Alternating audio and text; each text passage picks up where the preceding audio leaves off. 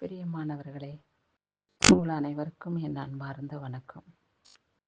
இக்கால வேளையிலே கர்த்தருடைய வேதத்தை தியானிக்க, அவரோடு பேச, அவருடைய நாமத்துக்கு மகிமையாய் எப்பொழுதும் நிலைத்திருக்க, அவருடைய வசனத்தின் மூலமாய் நாம் அவருடைய ஆசீர்வாதத்தை பெற்றுக்கொள்கிறோம் அல்லவா?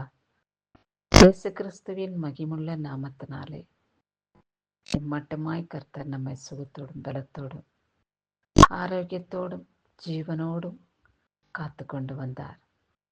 அவருடைய மகிமைக்கு கொடான கொடி ஸ்தோத்திரம். இந்த டிசம்பர் மாதம் 6ஆம் தேதியை கூட காண அவருடைய கண்களிலே நமக்கு கிருபை கிடைத்தது. அவரை நன்றியோடு கூட ஸ்தோத்திரிப்போம். ஏசப்பா, எங்களுக்கு எந்த விதமான தீங்கும் துக்கமும் துயரமும் நேரிட்டாலும் கூட அவை எல்லாவற்றிலும் இருந்து எங்களை விடுதலை செய்து இம்மட்டும் ஜீவனை கொடுத்து காத்து வந்த தயவுக்காய் உமக்கு கொடான கொடி ஸ்தோத்திர ஆண்டவரே. அப்படி என்று சொல்லி அவருடைய நாமத்துக்கு ஸ்தோத்திர பலி செலுத்தி அவருடைய இருதயத்தை நாம் சந்தோஷப்படுத்துவோம்.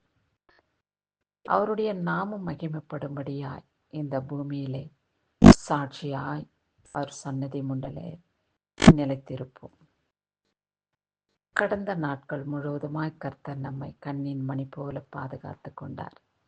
இந்த நாளையும் கூட ஆயுசு நாட்களாய் கூட்டி கொடுத்த தேவன் என்ன வசனத்தின் மூலமாய் நம்மோடு பேசுகிறார் என்று பார்ப்போம். யோவான் எழுதின சுவிசேஷம் 14ஆம் அதிகாரம் 21வது வசனத்திலே, என் கற்பனைகளை பெற்றுக்கொண்டு அவைகளை கைக்கொள்கிறவனே என்னிடத்தில் அன்பாயிருக்கிறான் என்று சொல்லப்பட்டுள்ளது.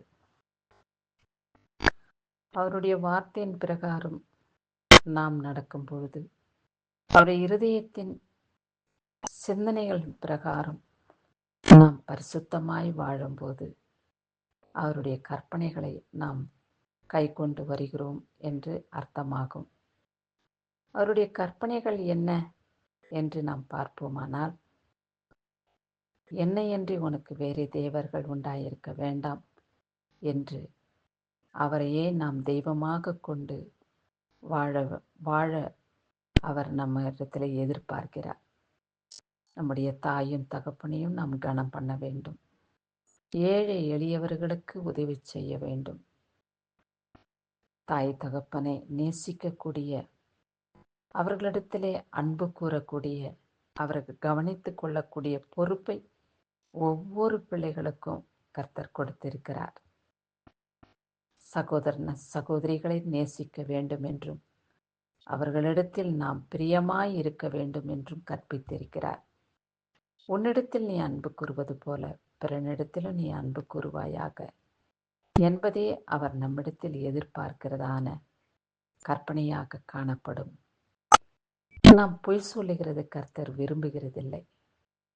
நாம் விபச்சாரம் செய்கிறதை அவர் பார்வைக்கு பொல்லாப்பாய் காணப்படுகிறது. இந்த விதமான நற்பணிகளை நாம் செய்து வர கர்த்தர் நம்மிடத்திலே எதிர்பார்க்கிறதான நல்ல காரியங்கள் எவையென்று நாம் கண்டிருக்கிறோம். பொய் சொல்லாதிருக்க வேண்டும், விபச்சாரம் செய்யாதிருக்க வேண்டும், தாய் தகப்பனை நாம் கனம் பண்ண வேண்டும், அவரே இல்லாமல் வேறொரு தெய்வத்தை வணங்காதபடி அவரை சேவிக்க வேண்டும், கொலை செய்யாமல் இருக்க வேண்டும், திருடாமல் இருக்க வேண்டும். இப்பேற்பட்ட காரியங்களிலே நாம் கவனமுள்ளவர்களாயிருந்து நடந்து வர நம்மை கர்த்தர் ஆயத்தப்படுத்தும்படியாக இந்த வசனத்தின் மூலமாய் நம்மோடு கூட பேசுகிறார். ஆமாண்டவரே, நீர் சொன்ன வார்த்தைகளின் பிரகாரம் நாங்கள் நடந்து வர, நாங்கள் பிறர் பொருளை இச்சிக்காதபடி, எங்கள் மனதிலே கர்ப்பம் கொள்ளாதபடி, உம்மை சேவிக்க, உம்மை துதிக்க, நீர் உருவாக்கின மனிதர்கள் மீது அன்புள்ளவர்களாய் நாங்கள் வாழ்ந்து வர எங்களுக்குள்ளே நீங்கள் வாசம் செய்யுங்கப்பா என்று நினைப்போடு விண்ணப்பம் செய்து அவருடைய இருதயத்தை நாம் எப்பொழுதும் சந்தோஷப்படுத்துவோம். அப்படி இருக்கிற மனிதர்கள் மேலே கர்த்தர் பிரியமாயிருப்பார், அன்பாயிருப்பார். அவருடைய எண்ணங்கள், நினைவுகள் எல்லாம் அவருடைய பிள்ளைகள் மேலேயே கவனமாயிருக்கும். இப்படி நம்மீதும் கவனமாயிருக்க அவர் பிள்ளைகளாக முத்திரிடப்பட்ட ஆத்துமாக்களாக எப்பொழுது வாழ்ந்திட பரிசுத்த ஆவியானவர் இயேசு கிறிஸ்து நமக்கு உதவி செய்வாராக. ஆமென்.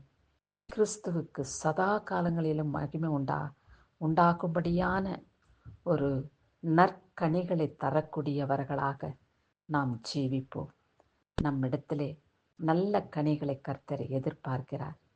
அவர் உண்ண ஆயத்தமா நம் இருதயத்திலே அவரை அழைத்து, என் தேவனே, இவைகளெல்லாம் உமக்கு காணிக்கையாக கொடுக்கிறேன், நீர் உண்ணும்படியான பாக்கியத்தை நான் உம்முடைய பாதப்படியிலே நிலைத்திருக்க எனக்கு உதவி செய்யும்.